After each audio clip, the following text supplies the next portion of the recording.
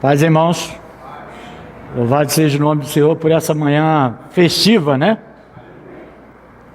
O Senhor já nos levou um pouco a compreender que nós não estamos no velório, nós estamos na festa de Deus em Cristo Jesus, na atual dispensação, amém?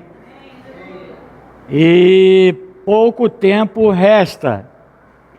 Os últimos dias já são muito presentes em nossos corações, em nosso entendimento, né? Pela palavra de Deus. E pela misericórdia do Senhor, a gente aqui no Brasil, a gente ainda tem essa liberdade de reunirmos num domingo festivo desse, apesar de tantas situações ocorrendo, que não é novidade para nós, amém, irmãos? Essas coisas assim são necessárias acontecer, porque o tempo se aproxima. E a nossa chegada, a nossa hora já está próxima. O dia da redenção do nosso corpo está chegando, irmãos. Então nós devemos não nos atentar às notícias, ao panorama mundial, a todas as crises, a todas as decadências. Nós devemos nos voltar para aquele que é fiel. Deus é fiel, irmão.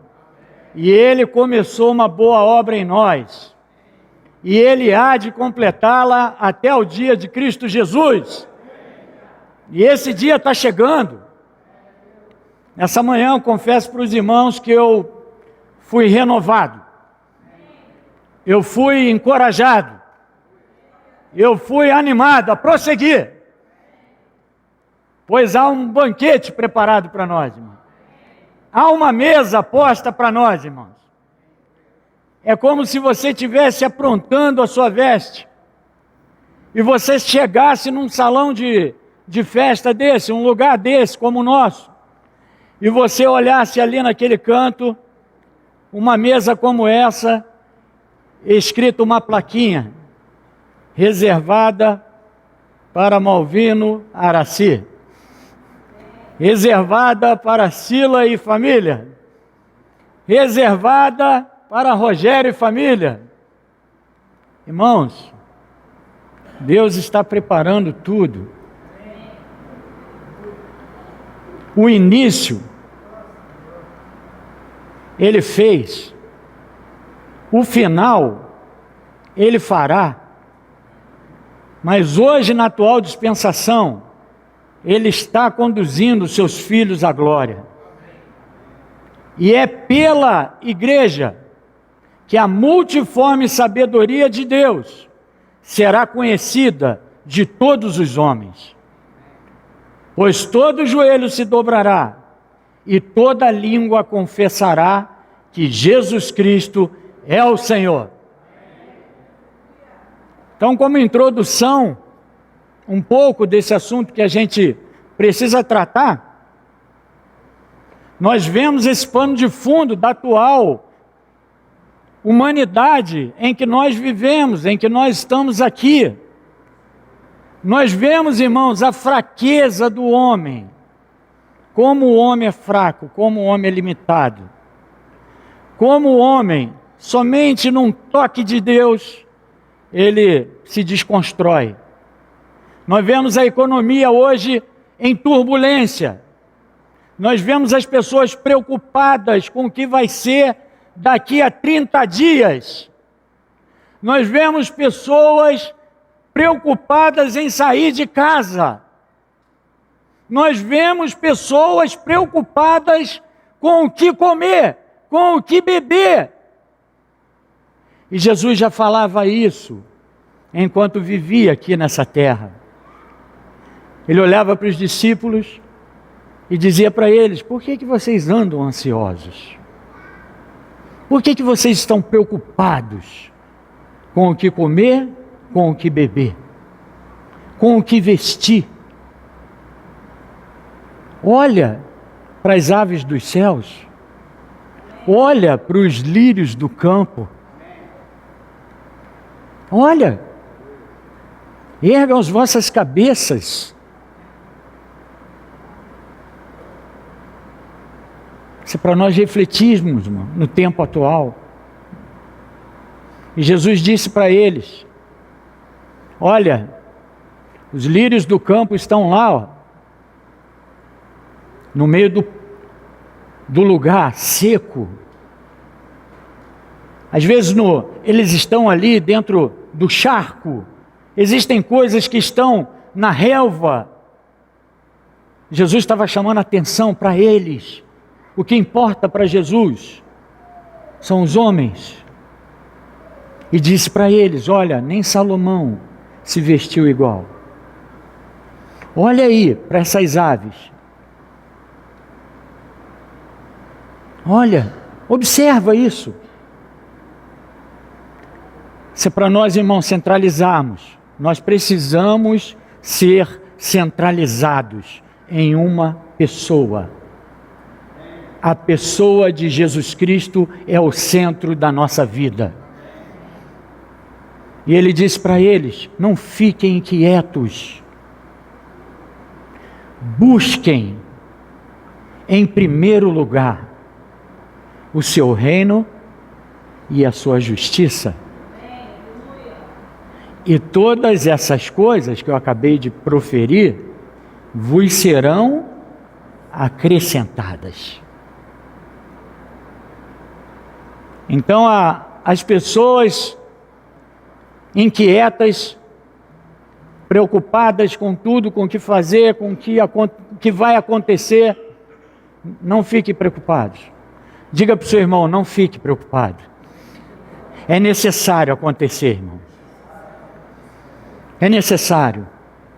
E Lucas capítulo 21, versículo 25 ao 28, Lucas já advertia para um tempo do fim, irmãos.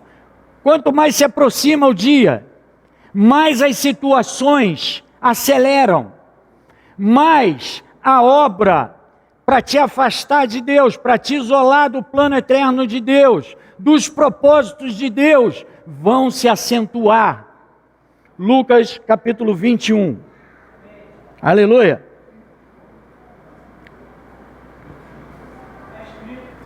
Está escrito, 21, versículo 25. Haverá sinais no sol, na lua, nas estrelas, sobre a terra angústia entre as nações, perplexidade por causa do bramido do mar e das ondas. Irmão, não é de hoje que isso já acontece. Tsunami já acontece há algum tempo. Pessoas morrendo já não é de hoje que isso acontece, irmão.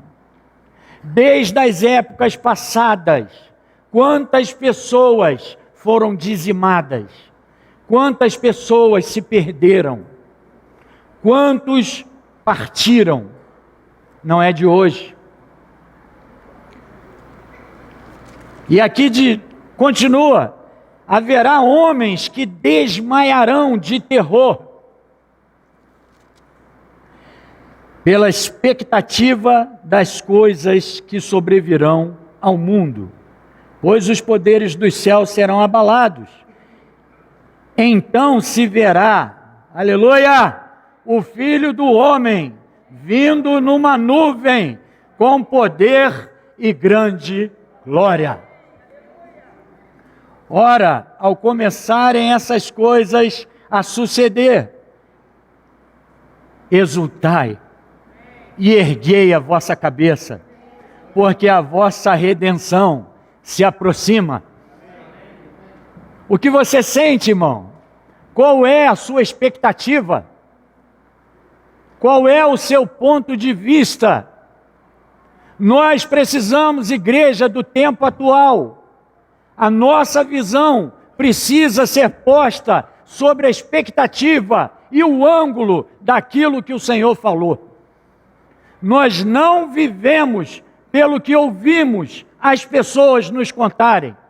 Nós vivemos por aquilo que cremos, que nos nossos olhos viram, as nossas mãos apalparam e nós contemplamos com respeito ao verbo da vida. São essas coisas que impactuam o nosso coração, porque o tempo, a vinda do Senhor é breve. Aquele que vem virá. E nem você, nem eu, nem qualquer circunstância dessa vida mudará esse fato. Nada poderá mudar esse fato. Jesus disse: passará o céu e a terra, porém a minha palavra não passará.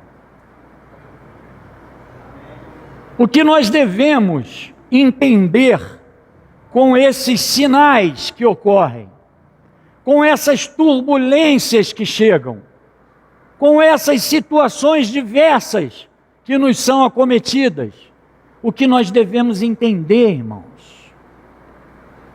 O Senhor está nos levando para uma consagração mais íntima com Ele. O Senhor está nos levando para uma rendição total a Ele. O Senhor está nos despertando para um tempo em que Ele já preparou para nós. E isso foi proferido pelos profetas. Daniel, no capítulo 7 do seu livro, Daniel já profetizava acerca do tempo do fim. E Daniel, numa das suas visões, ele viu um grande animal, terrível, diferente dos outros que havia visto na visão. Pois a visão que ele contemplara, 4 animais subiam do mar, sendo que um deles era totalmente diferente dos outros. Um deles tinha dentes de ferro, um deles despedaçava, era cruel. E até mesmo esse animal, Daniel vê 10 chifres surgindo da cabeça desse animal. E a visão, Daniel 7 explica, seriam governos, seriam autoridades. E ele vê, dentre esses 10 chifres, ele vê um chifre no meio deles, que falava com insolência, a sua boca falava arrogâncias. E no tempo do fim, ele se manifestaria. Eu queria ler só alguns versículos apenas em Daniel capítulo 7, para que a gente não estenda muito, mas é interessante.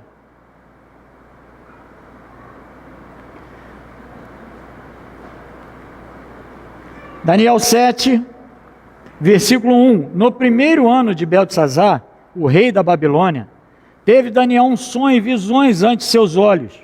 Quando estava no seu leito, escreveu logo o sonho e relatou a suma de todas as coisas. Falou Daniel e disse: eu estava olhando durante a minha visão de noite, e eis que os 4 ventos do céu agitavam o mar grande. 4 animais grandes, diferentes uns dos outros, subiam do mar. O primeiro era como leão e tinha asas de águia. Enquanto eu olhava, foram-lhe arrancadas as asas. Foi levantado da terra e posto em 2 pés como homem, e lhe foi dado mente de homem. E ele vai relatando a visão. Vamos adiantar. Versículo 6. Depois disso, continuei olhando, e eis aqui outro, semelhante a um leopardo, e tinha nas costas 4 asas de ave. Tinha também este sinal 4 cabeças, este animal, e foi-lhe dado domínio. Depois disso, eu continuava olhando nas visões da noite, e eis aqui o 4º animal terrível, espantoso, sobremodo forte, o qual tinha grandes dentes de ferro. Ele devorava, fazia em pedaços todos os animais que aparecessem antes dele, e tinha 10 chifres. Estando eu a observar os chifres, eis que dentre eles subiu outro pequeno, diante do qual 3 dos primeiros chifres foram arrancados, e eis que nesse chifre havia olhos, como os de homens, e uma boca que falava com insolência. Continuei olhando até que foram postos uns tronos, e o ancião de dias se assentou. Sua veste era branca como a neve, e os cabelos da cabeça como a pura lã, e o seu trono eram chamas de fogo, e em suas rodas eram fogo ardente. Um rio de fogo manava e saía de diante dele. Milhares e milhares o serviam, e miríades estavam diante dele. Assentou-se o tribunal e se abriram os livros. Então estive olhando por causa da voz das insolentes palavras que o chifre proferia.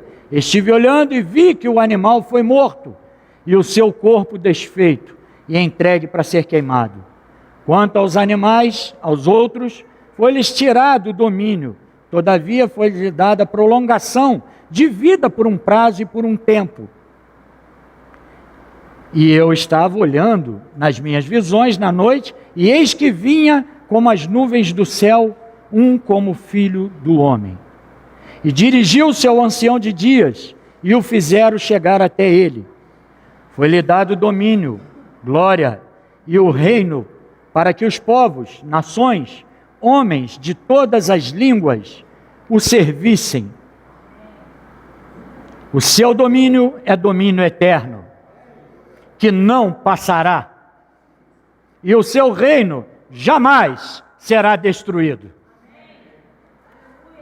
Quanto a mim, Daniel, o meu espírito foi alarmado dentro de mim, e as visões da minha cabeça me perturbaram.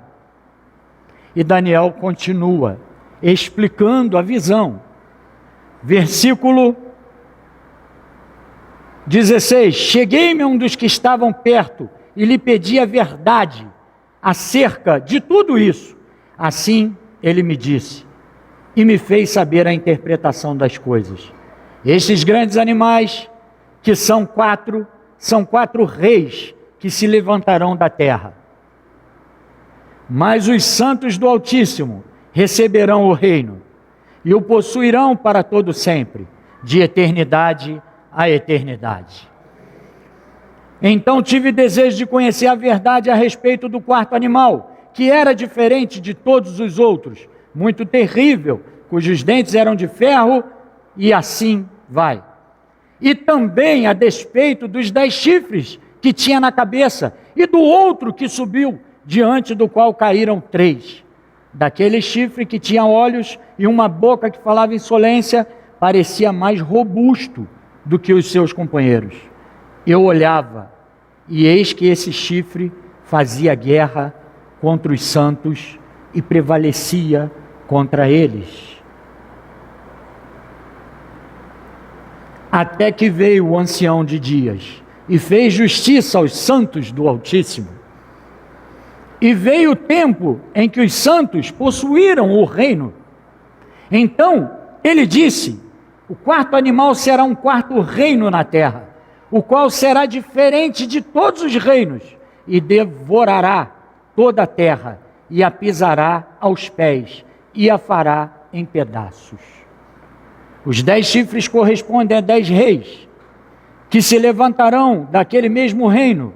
Depois deles se levantará outro, o qual será diferente dos primeiros, e abaterá a 3 reis. Proferirá palavras contra o Altíssimo, magoará os santos do Altíssimo. E cuidará em mudar os tempos e a lei. Prestem atenção nisso, irmão. Cuidará em mudar os tempos e a lei.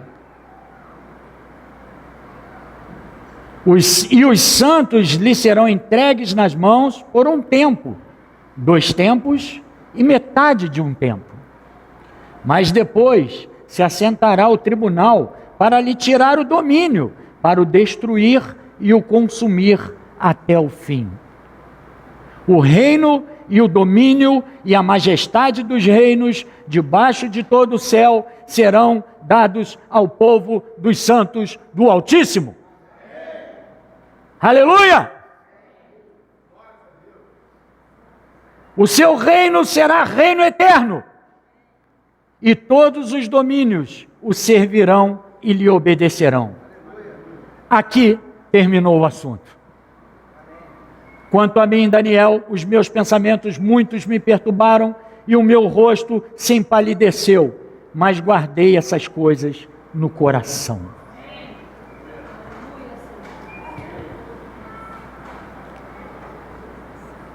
Isso são palavras, irmãos, que apontam não somente para um tempo que eles viviam, mas isso aponta profeticamente para os últimos tempos. E por que nós falamos sobre isso nessa manhã?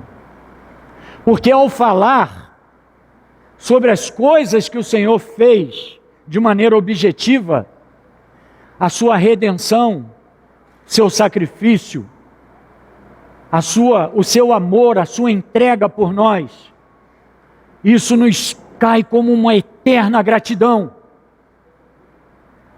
Mas ao falarmos, irmãos, dos últimos tempos, da preparação, daquilo que o Senhor está fazendo nesse tempo presente, para nós, muitas vezes isso conflita a nossa alma. Conflita a nossa alma. Por quê? Porque nós vivemos aqui. Nós não fomos tirados daqui. Mas o que o Senhor fez já está se cumprindo. O Senhor é o Alfa, o Senhor é o Ômega. O Senhor é o princípio e o Senhor é o fim. Todas as coisas foram criadas nele. E sem ele, nada do que se fez se faz. Então, irmãos, nós, nessa manhã, somos mais bem-aventurados, por estarmos juntos, por estarmos debaixo de uma promessa, por estarmos debaixo de uma esperança, e a nossa esperança é viva. Nossa esperança é viva. Nós aguardamos novos céus. Nós aguardamos nova terra, aonde habita a justiça. Todos nós, irmãos, sem distinção, nos 4 cantos da terra, vivemos tempos de agonia. Você percebe na atual situação o que está ocorrendo? Uma epidemia que coloca em xeque a economia. E você percebe que agora finanças, recursos estão saindo de maneira muito espontânea para muitas coisas. Mas a gente se esquece, a nossa memória é muito vaga, muito temporal. Pessoas estão aí perdidas nas filas, sem recurso.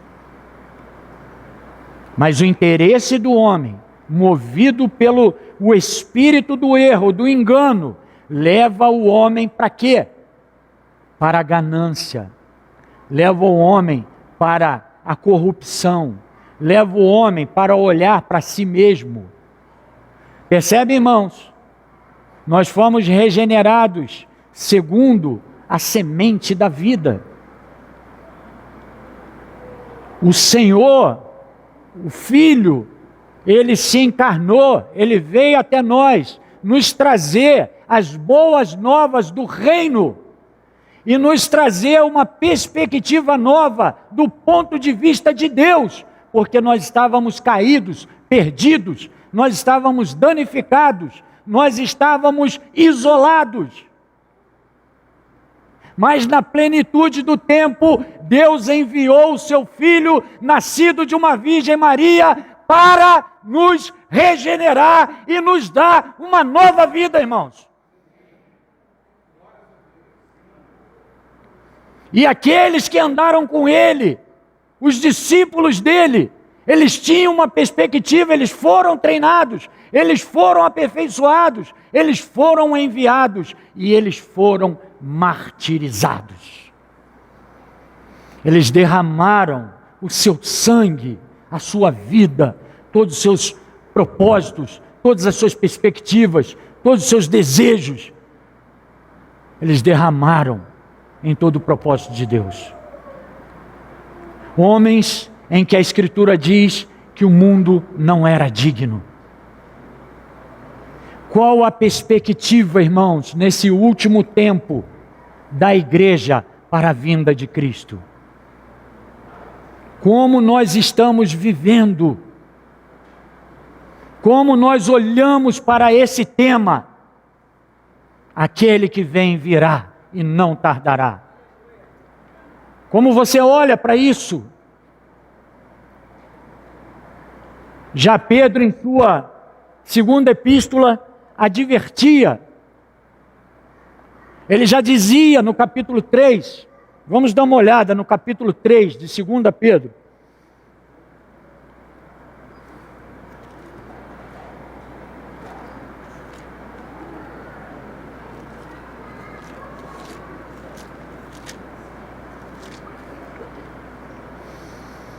Aleluia! Versículo 1: Amados, esta é agora a segunda epístola que vos escrevo. Em ambas procuro despertar com lembranças a vossa mente esclarecida. Por que, irmãos, que Pedro está voltando para esse ponto acerca do esclarecimento da mente daqueles irmãos da dispersão? Nós somos propensos, irmãos, a nos envolver com essa terra. Pedro está esclarecendo para eles: olha, amados, vamos tocar nesse assunto de novo, porque eu sei que a mente de vocês é esclarecida, e o assunto é o tempo do fim. Você lembra quando Paulo falava aos romanos? Paulo dizia para eles: olha, eu rogo que vocês se consagrem a Deus. Coloque o corpo de vocês sobre o altar de sacrifício. Rogo-vos, pois, ao Senhor, que vos consagreis a Deus. E que vocês não sejam conformados com esse mundo. Aleluia! A salvação de Deus em Cristo Jesus, irmãos, nos aponta para onde nós estamos caminhando e com quem nós estamos caminhando. Nós viemos do Pai, nós estamos sendo conduzidos para o Pai em Cristo Jesus.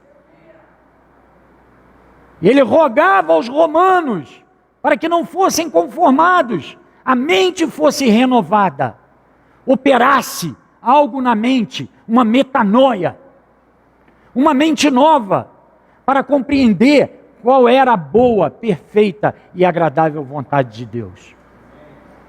E eles discorreram isso em seus ministérios, levando as igrejas, levando os irmãos a terem uma vida santa, a terem uma vida piedosa, a terem uma vida consagrada. É para isso que o Senhor nos plantou. O Senhor deseja mudar totalmente a nossa história. Objetivamente Ele já fez, agora está nos conduzindo para naquele dia, Bruno, nós entrarmos festejando. Ninguém entra numa festa triste, mas entra festejando, alegre. E Pedro tinha essa preocupação de manter esse esclarecimento na mente. Por quê, irmãos? Para que vos recordeis das palavras que anteriormente foram ditas pelos santos profetas, bem como do mandamento do Senhor e Salvador, ensinado pelos apóstolos. Percebam, irmão, a condução da nossa vida, ela não é uma condução solta nos ares. Nós não estamos aqui inventando algo. Nós estamos dando prosseguimento àquilo que o Pai começou. O Pai planejou, o Filho executou e o Espírito aplica tudo aquilo que já foi feito. Nós não estamos inventando nada, graças a Deus. Isso é segurança para nós, irmãos. Andar naquilo que os profetas falaram, andar naquilo que os apóstolos ensinaram. Por quê? Tendo em conta, antes de tudo, que nos últimos dias virão escarnecedores, com seus escárnios, andando segundo as próprias paixões, e dizendo: onde está a promessa da sua vinda? Cadê ele? Ele não vem. A Escritura não é verdadeira. A Escritura foi feita por algumas pessoas, alguns homens. Isso aí é utopia. Eu acho que você perde tempo da sua vida, tão jovem. Tanta coisa para você aproveitar. Irmão, o que você lembra disso?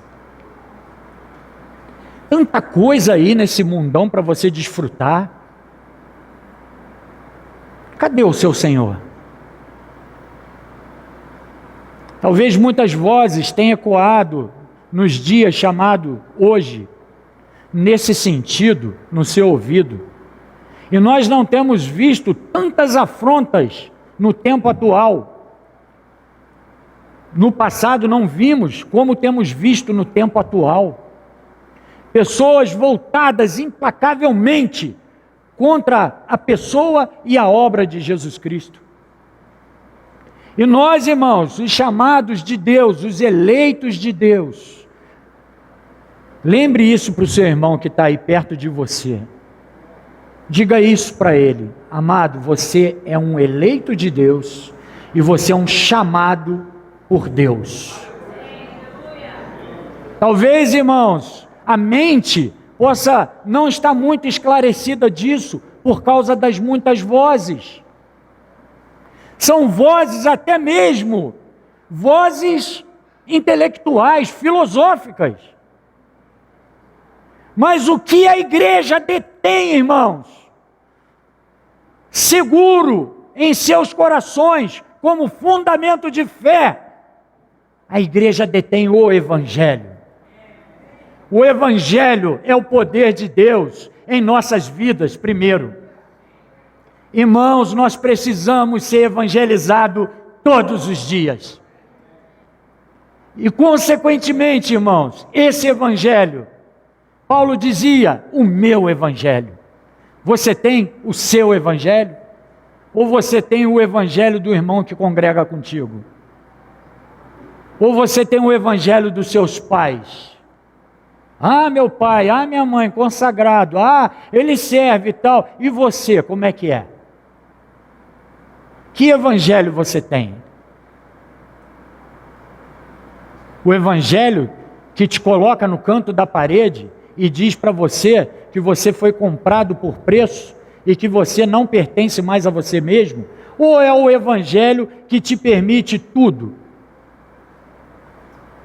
Que te permite fazer o que você bem quer, na hora que quer e como quer.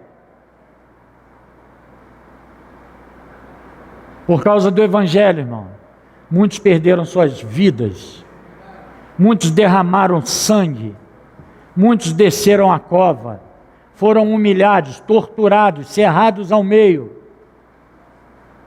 Mas o que é isso para aqueles que foram conquistados por Cristo Jesus? Não é nada.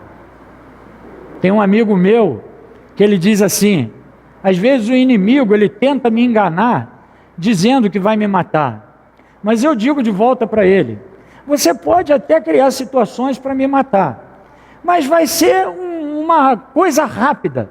Você me matou e eu caio no colo do seio de Abraão. É coisa rápida. Então, irmãos, nós precisamos de evangelho na igreja. Nós não precisamos de coisas. Nós precisamos de uma pessoa. E essa pessoa é Jesus Cristo. Então as assembleias, elas precisam, mais do que depressa, continuar, perseverar em viver o evangelho de Jesus Cristo. Porque os escárnios virão. As pessoas desprovidas de autoridade espiritual falarão. Mas nós devemos ter ouvidos sensíveis, coração voltado, mente sóbria, desejo de estar com o Senhor. Quem deseja encontrar com o Senhor aqui? Diga a glória. Desejar é uma coisa, mas ter atitudes que apontam para isso é outra. Por isso, irmão, nós estamos sendo admoestados. Não tenha medo de admoestação. Não tenha medo de exortação. Pelo contrário, quem é filho, quando é admoestado, reconhece a natureza do Pai. Se somos filhos, somos abençoados. E nós não devemos ter pretensão de entender que nós não precisamos de admoestação. Então o Senhor nos admoesta de várias maneiras. Ele nos admoesta pelo Espírito Santo. Ele nos disciplina pelo Espírito Santo. Às vezes, irmãos, no nosso tempo, não acontecem coisas gritantes como acontecia num tempo passado. Às vezes, existem coisas que são feitas no nosso meio, pelo homem natural, que às vezes dá até para se duvidar. Pô, será mesmo? Que é isso? E no passado, bem breve, coisa de 1000 e poucos anos atrás, acontecia de pessoas mentirem ao Espírito Santo e cair fulminada. Queria chamar atenção nessa hora para isso. Considerar o nosso caminho. Porque Pedro está dizendo que os escarnecedores se levantarão. Poxa, e ó, há 1000 e poucos anos atrás. Tem escarnecedor no tempo de hoje, atual?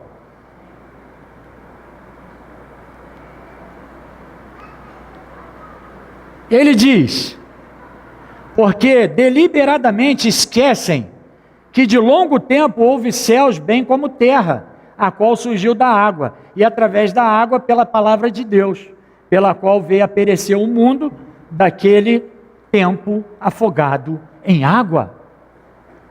E a gente se recorda de quem? Nós nos recordamos de Noé. Sabe o que Noé era? Pregador da justiça. Noé, olha, Deus olhou para Noé, no meio de uma geração pervertida, corrupta, e viu ali alguma coisa. Puxa, tem um homem ali. Deus olha para essa terra hoje, irmão, olha para o seu Filho amado, Cristo Jesus, e Cristo Jesus está em nós, Cristo em nós, a esperança da glória, amém? Presta bem atenção nisso. Quando Deus olha esse Cristo vivido em nós, esse Cristo manifestado em nós, Deus vai exercer juízo, irmão, nessa terra. E Noé, como pregador da justiça, ele edificava a arca. Você imagina o que Noé não ouvia naquela época? Olha só, vai. Noé, não chove. Noé, por favor, Noé. Assim como os escarnecedores que Pedro está falando. Aproveita a sua vida. O escarnecedor diz isso. Aproveita a sua vida. Olha, você precisa atentar para a sua vida, viu? Você precisa se formar, você precisa ser o melhor, você precisa isso, você precisa aquilo, você precisa o outro, você precisa isso, precisa. É assim que está o tempo, ó, hoje. A bolsa caiu, parou a empresa de aviação, as empresas pararam, deram férias coletivas. Eu vou ter que ficar em casa. Não vai poder rodar mais. Que isso, irmão? Sabe o que é isso? O homem está voltado para a terra. O homem está com a mente na terra. O homem esqueceu-se do propósito eterno de Deus. Você percebe a nossa responsabilidade?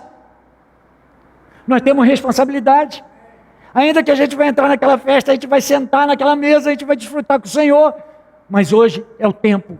Hoje é o tempo da responsabilidade. Hoje é o tempo, irmão, dos filhos serem conduzidos. Hoje é o tempo da maturidade, de amadurecer, de deixar as coisas de menino, de crescer. Então, Lucas aponta para isso, assim como foi nos dias de Noé. Os homens bebiam, comiam, casavam-se, davam-se em casamento, até que não perceberam, quando Noé entrou na arca com a sua família, e veio todo aquele dilúvio, e consumiu a todos. Somente Noé e sua família foram preservados. Irmãos, essa arca está sendo edificada nos dias que se chama hoje. A igreja, o corpo de Cristo, é o lugar de proteção. Nós estamos guardados em Cristo, irmãos. Se nós dermos um passo para fora dessa relação, nós sofreremos dano.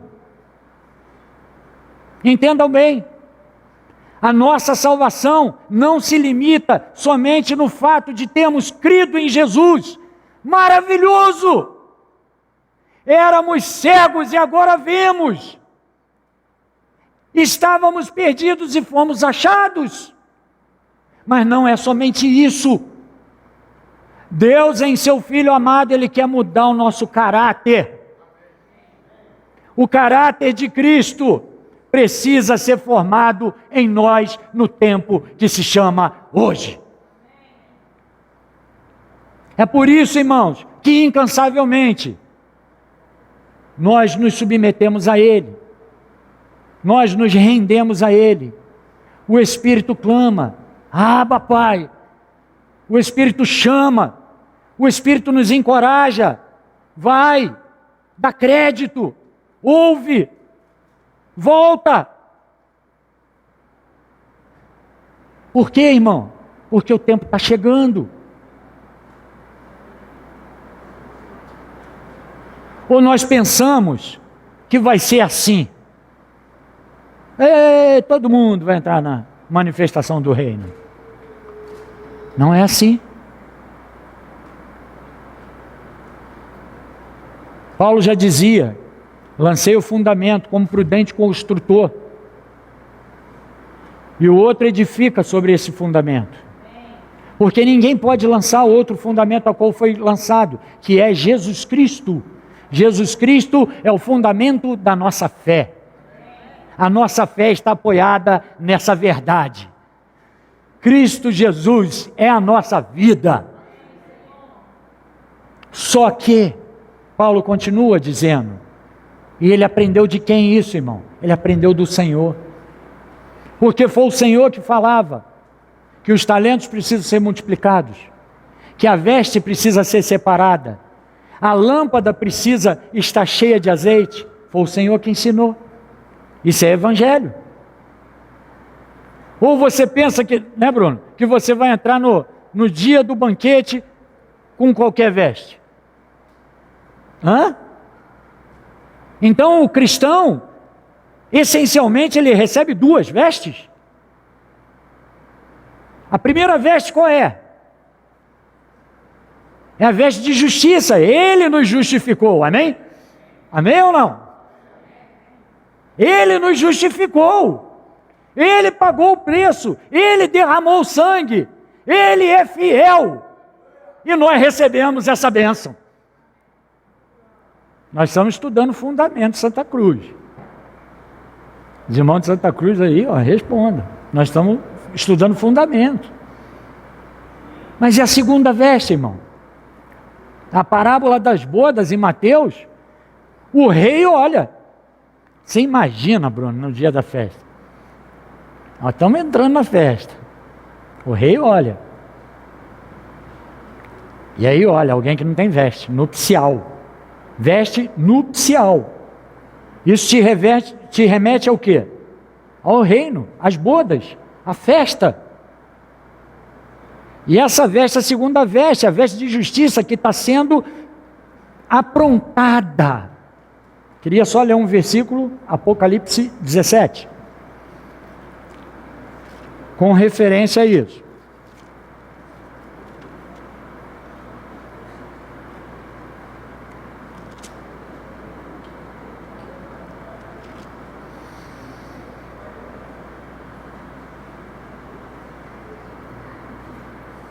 Dezessete não, perdão, 19. Aleluia! Glória a Deus! Versículo 6. Então ouvi uma como voz de numerosa multidão, como de muitas águas, e como de fortes trovões, dizendo: pois reina o Senhor, nosso Deus, o Todo-Poderoso. Alegremo-nos, exultemo-nos e demos-lhes a glória, porque são chegadas o que, irmão? As bodas do Cordeiro, cuja esposa, quem é a esposa? Quem é a esposa, amém? A esposa está sendo adornada? A esposa está sendo preparada? A esposa está se isentando das contaminações e impurezas dessa terra por meio de uma mente renovada? A esposa tem que se preparar. Ela está sendo adornada. E aqui ele diz: pois lhe foi dado vestir-se de quê? Linho finíssimo, resplandecente e puro. O que é isso, irmão? As costureiras sabem, quando chega um linho na mão dela, nossa, para trabalhar um vestido, é coisa bacana que vai acontecer, não é qualquer coisa não. Então, irmãos, se a nossa ideia de servo de Cristo, daqueles que estão sendo preparados para uma festa maior, era uma ideia de alguém relaxado, não consagrado, essa ideia aí precisa ser colocada de lado. O Senhor nos chamou à consagração, o Senhor nos chamou à transformação, e o Senhor há de nos glorificar, há de nos dar um corpo de glória. Pois lhe foi dado vestir-se de linho finíssimo, resplandecente e puro, porque o linho finíssimo são...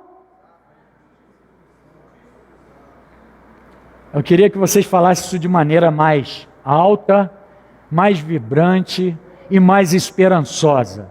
Porque o linho finíssimo são os... Aleluia! Atos de justiça. E quanta injustiça há, irmãos? Nesse tempo que se chama hoje, quando Pedro fala que os escarnecedores surgirão, que eles manifestarão os seus escárnios, muitos dão ouvidos. Já o salmista dizia: não anda na roda de escarnecedor, não anda no conselho de ímpio. Pelo contrário, você precisa andar com quem te faz andar com Deus. Irmão, se alguém nos incentiva a não andar com Deus, toma cuidado. Pode ser um escarnecedor que está aí vestido com uma veste linda do seu lado. E Pedro continua, versículo 7. Ora, os céus que agora existem e a terra, pela mesma palavra, têm sido entesourados para o fogo, estando reservados para o dia do juízo e destruição dos homens ímpios. Tudo que nós temos, tudo que estamos construindo, seja a nível de carreira, seja a nível de relacionamento, seja a nível de qualquer coisa, irmão, essas coisas precisam ser voltadas para um propósito eterno em nossas vidas. Mas saibam de uma coisa, tudo que é construído, tudo que é feito aqui, está sendo entesourado. Lembra que o Bruno falou? Só uma coisa que vai entrar. É o quê? Do mesmo jeito que nós viemos, irmão, nós vamos voltar. Lembra que o Senhor falou, ó, do pó você veio, no pó você vai voltar. Você não leva nada. E o que apega-se às coisas dessa vida? É a nossa alma, nossos sentimentos, nossas emoções, nossos pensamentos. Por que nós precisamos ser encabeçados em Cristo? Para que a nossa alma seja progressivamente transformada. E isso, irmão, acontece por meio de fogo. Sofrimento. Não estranheis o fogo ardente que surge no meio de vós, destinado a provar-vos, como se alguma coisa extraordinária vos estivesse acontecendo. Pelo contrário, exultai e dai glória. Esse é o apóstolo Pedro. O apóstolo Pedro está dizendo que a salvação da alma, ela é o quê? É o final. Obtendo o fim da vossa fé, a salvação da vossa alma. Então, no passado, nós vemos um exemplo muito prático da salvação da alma. Assim como o ouro é depurado, o ourives usa uma ferramenta chamada cadinho e coloca a peça ali dentro. E o que ele faz? Acende o maçarico embaixo. Altas temperaturas, e aquele metal se desfaz, e aí a impureza sobe. O que o ourives faz? Remove a impureza.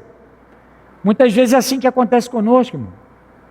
O Senhor está permitindo sofrimentos no nosso meio, fogo, aumento de temperatura. Para que é? É para desesperar? Não, é para tirar a sua, a minha impureza, a fim de que a nossa alma seja totalmente transformada. A nossa mente, irmão, tem dificuldade de entender o plano eterno de Deus.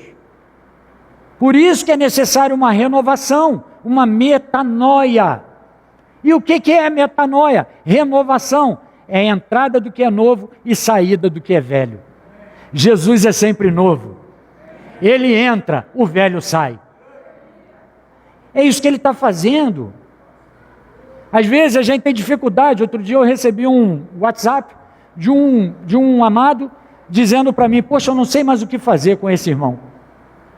Eu falo várias vezes com ele, eu comunico com ele várias vezes, assuntos até mesmo entre nós, e ele demora para responder, e às vezes passa os prazos, não sei o que tal, eu não sei, o que eu faço? Me orienta. Eu falei, toma a cruz. Na igreja nós precisamos tomar a cruz. Se nós tomarmos a cruz, irmão, nós vamos morrer para nós mesmos. Se nós tomarmos a cruz, nós vamos amar uns aos outros. Se nós tomarmos a cruz, nós vamos seguir o Senhor. Sem cruz, impossível. Então, finalizando, são advertências para o tempo do fim. A transformação da nossa alma totalmente atrelada à volta de Cristo, a manifestação do reino, as bodas do Cordeiro. Mas no tempo presente, irmão, às vezes a gente vê muita gente lutando com a própria carne, lutando com a própria vontade. Irmãos, quando nós somos capturados pelo Senhor, nós gradativamente vamos nos entregando ao Senhor pelo amor. E o Senhor vai nos rendendo. Não há força, não há desespero. Agora eu vou ser um crente fiel. Agora eu vou ser alguém que agrada a Deus. Aí fracassa de novo. Colossenses capítulo 3 nos dá uma boa indicação. Os colossenses estavam sendo enredados por propósitos de mundo, filosofias, várias outras coisas. E Paulo fala para eles, se fosse ressuscitado com Cristo, nesse local aqui, nesse auditório aqui, quem é ressuscitado com Cristo aí? Verdadeiramente, você tem certeza que você é ressuscitado com Cristo? Você tem essência disso? Você tem realidade disso? Não olhe para a sua condição, olhe para o fato. Você ressuscitou com Cristo? Paulo fala isso, se fosse ressuscitado com Cristo, o que você faz? Busca as coisas lá do alto, onde Cristo vive assentado à direita de Deus. Se você é ressuscitado com Cristo, pensa nas coisas lá do alto, não nas que são aqui da terra. Sabe por quê? Os ressuscitados com Cristo morreram. E a vossa vida agora está oculta juntamente com Cristo em Deus. Quando Cristo, que é a nossa vida, se manifestar, ou a festa, aleluia! Então nós seremos manifestados com Ele em glória. E depois Paulo vai continuar a fazer e depois morrer a vossa natureza terrena. Prostituição, não sei o que lá, irreverência. Porque tudo isso é a característica de uma última geração, desafeiçoado. O que quer dizer isso? Paulo falava para Timóteo, está sem as afeições de Cristo. Não parece com Cristo. O que é isso, irmão? Não é parecer, não é cabelo comprido, olho claro, como muitas pessoas dizem. Não é isso. Sabe o que é parecer com Cristo, irmão? As suas atitudes, a sua maneira de andar, apontam para aquilo que Cristo é. Importa que os homens nos considerem ministros de Cristo e dispenseiros dos mistérios de Deus. O que importa é que o ministro seja encontrado fiel. 3 partes no capítulo 3 de Colossenses. Buscar as coisas do alto, pensar nas coisas do alto, metanoia. Você já parou para ver? Eu acho que não é só eu que acontece isso comigo. Seja sincero para me ajudar, né? Porque senão eu vou ficar envergonhado. Você para um pouquinho no seu dia a dia para você contemplar as coisas do alto. Porque as coisas do alto não estão lá só no céu, não. Ela está no nosso coração, ela está aqui. A Escritura é coisa do alto ou não é? Orar é uma coisa do alto ou não é?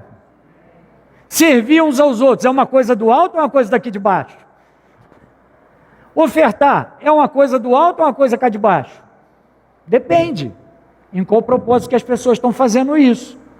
Mas na igreja, nós estamos o quê? Em Cristo. Nós temos procurado ser fiel ao Senhor, às coisas que Ele fala. Então existe, quando a gente vai se envolver com as coisas do alto, já viu, te dá um cansaço. Quem dá cansaço aí quando vai se envolver com as coisas do alto? Pô, só eu e você, André. Excelente, André. Isaac também. É importante isso, né? Às vezes a gente fica envergonhado. Isso é exercício, né, irmão?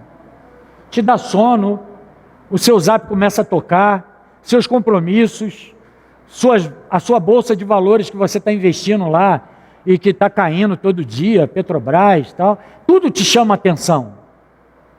Para quê, irmão?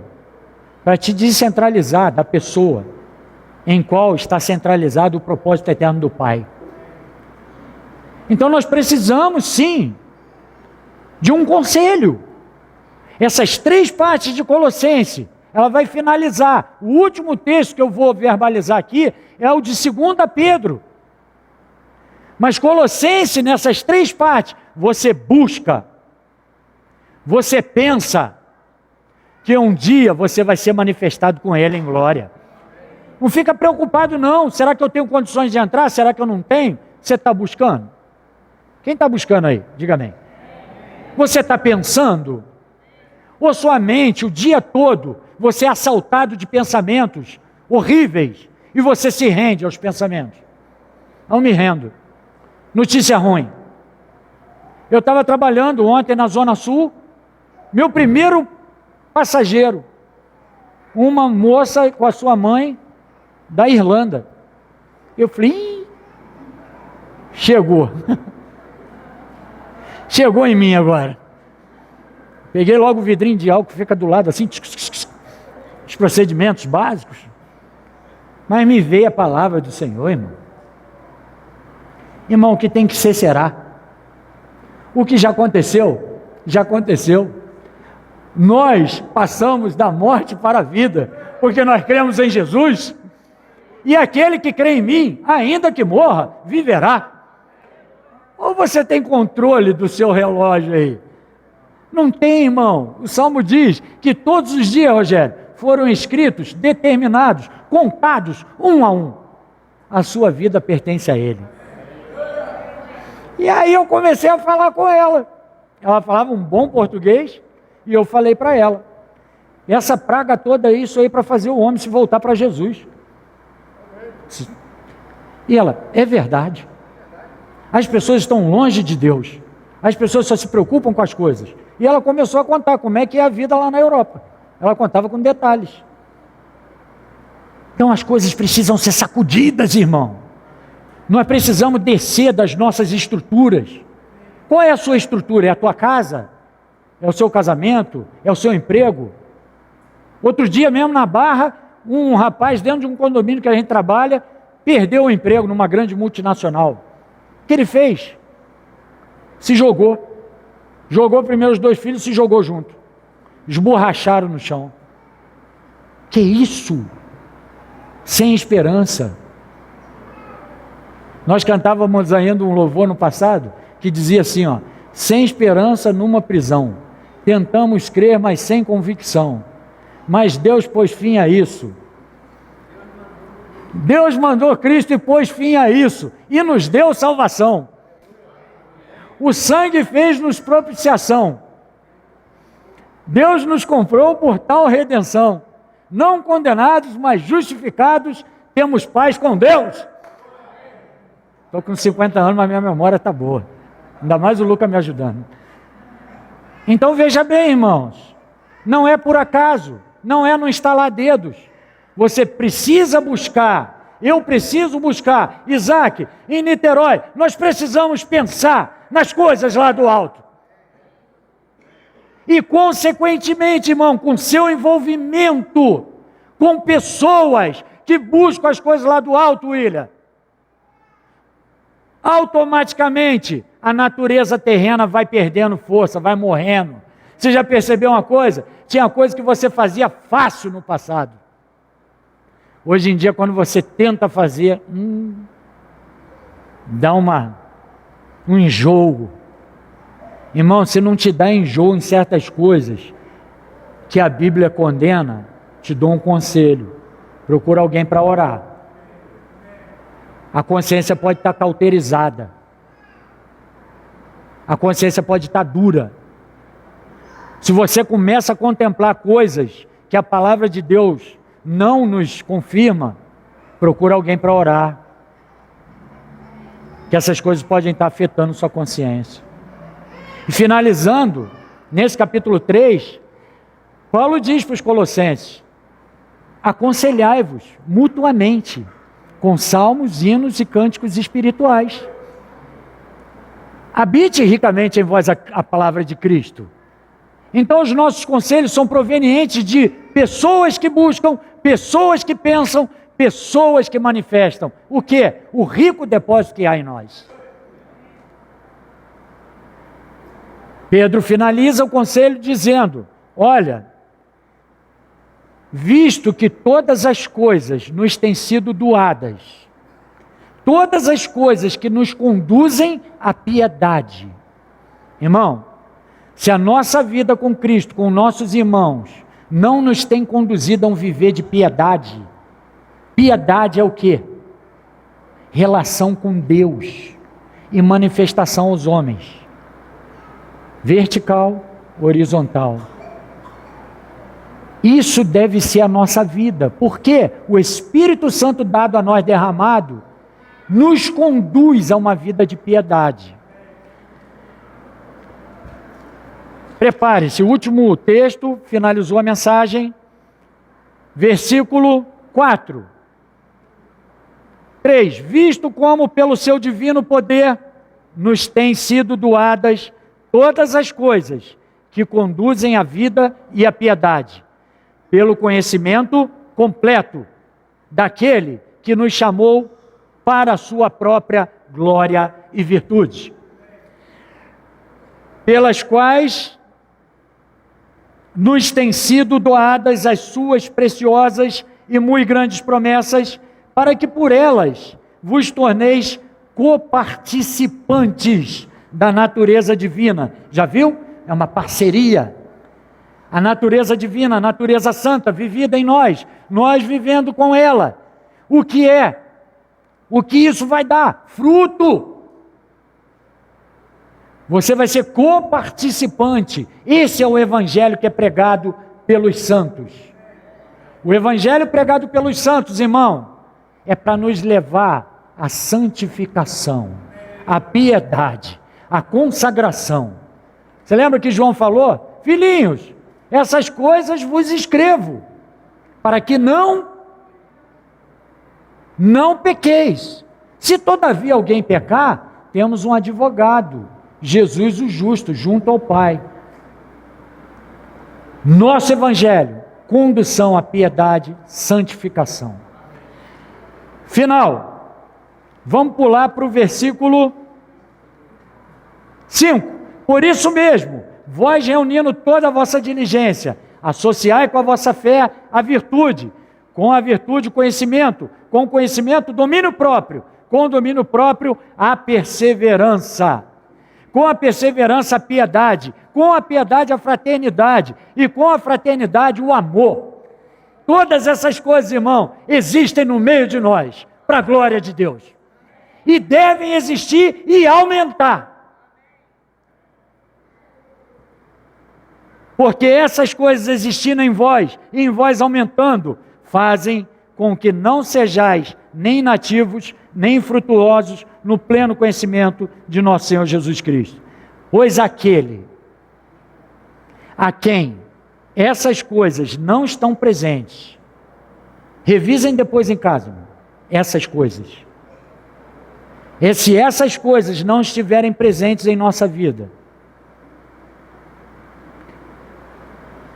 a quem não estão essas coisas presentes, é cego, vendo somente o que está perto. Percebe?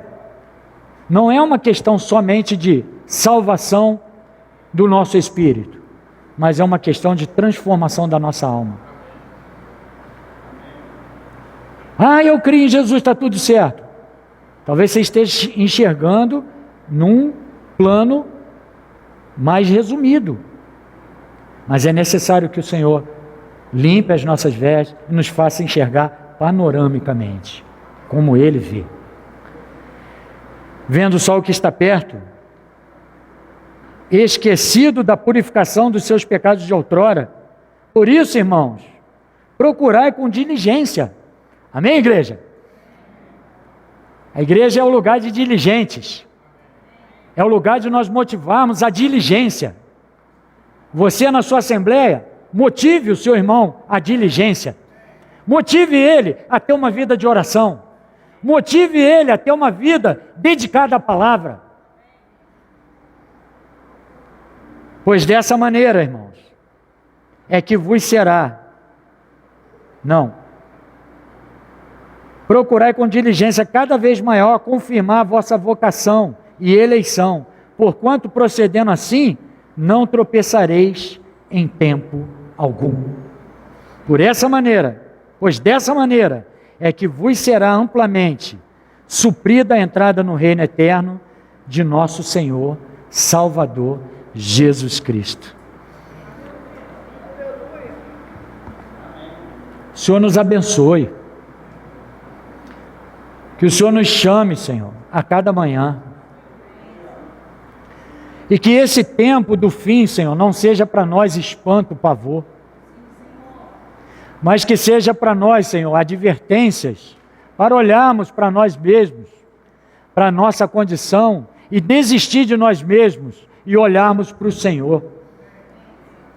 Sabemos que a nossa suficiência vem de Deus. Senhor, dá-nos um viver consagrado, dá-nos um viver de valor às coisas lá do alto. Senhor, dá-nos uma mente renovada a fim de pensar nas coisas lá do alto, pois a sua vinda é breve. Que o Senhor abençoe toda a congregação, que o Senhor abençoe todo o Rio de Janeiro, que o Senhor abençoe toda essa terra, e possamos, Senhor, de cabeça erguida, esperar aquele que vem, aquele que aparecerá nas nuvens, e aquele que há de nos chamar para as suas bodas e entrarmos pela eternidade em Cristo Jesus. Senhor abençoe, irmãos. Graça e paz.